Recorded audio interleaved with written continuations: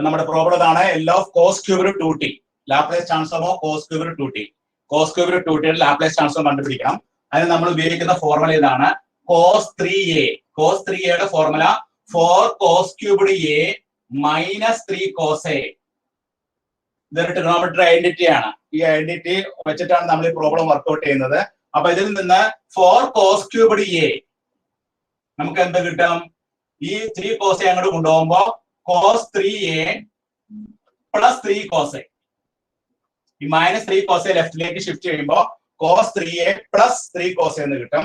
Therefore cos cubed a is equal to 1/4 cos 3a plus 3 cos a. നമുക്ക് എക്ക് പകരം നമ്മൾ എന്ത് സബ്സ്റ്റിറ്റ്യൂട്ട് ചെയ്യണം? 2t സബ്സ്റ്റിറ്റ്യൂട്ട് ചെയ്യാം. Take a is equal to 2t. Therefore cos cubed 2t is equal to 1/4 cos 3 into 2t. അപ്പൊ cos 60 plus 3 cos 2t.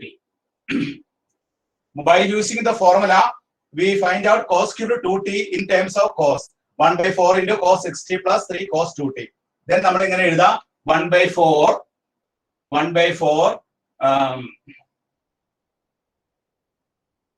Laplace transform of cos 60 plus 3 cos 2t.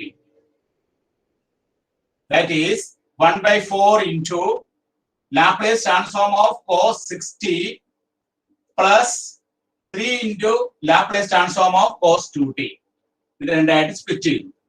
Then 1/4 into Laplace transform of cos 80 യുടെ formula നമുക്കറിയാം.